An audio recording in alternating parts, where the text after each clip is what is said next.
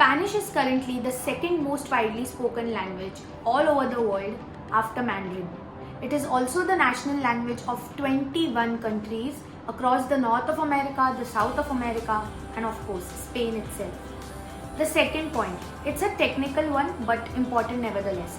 Spanish is a largely phonetic language unlike its counterparts French or German. Now what do I exactly mean when I say phonetic?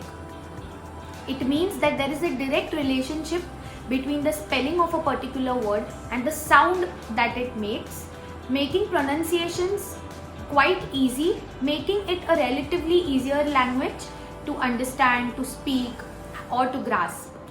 Now let me try and substantiate my statement with the help of a few examples which will help you all get the meaning of the term phonetic clearer in your minds. For that, first and foremost, we all need to forget that we know that something known as Spanish even exists, okay? For the next couple of minutes, each one of us, including me, will be assuming that the only language we are all aware of is English. That's about it, okay? Now, I have a few flashcards here with me. There are certain words mentioned on those flashcards. We have to read that word and think as to how we would pronounce it. The basis for the same would be English because, as I said, we don't know any other language, right? Let's begin with the first one. These two words here. I would typically pronounce this word as El Chico. Chico. La Chica. Chica. Again, Chico, which is a small boy, and Chica, which is a small girl. The next, a policeman. I would pronounce this word here as policia.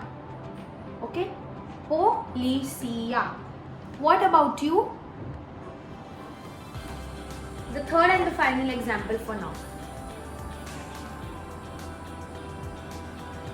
Profesora, which is a female teacher, and professor, which is a male teacher. Again, profesora, professor.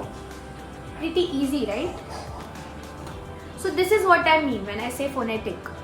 You pronounce the word almost exactly the way you read it. Of course, there are a few exceptions, but that's the case with every language. The third point, the career options these days in this field are limitless. Like literally, you guys, there is no end. You can be an interpreter, a translator, a language specialist in an MNC, a trainer for corporates, a teacher in a school or a college, or a private tutor just like me. As a matter of fact, you can even be a travel blogger. Yes, that's an in thing these days. The last and the final point, Spanish these days is being taken up as a mandatory subject in a lot of schools, be it the ICSE board, the CBSE board, or even the IB board schools.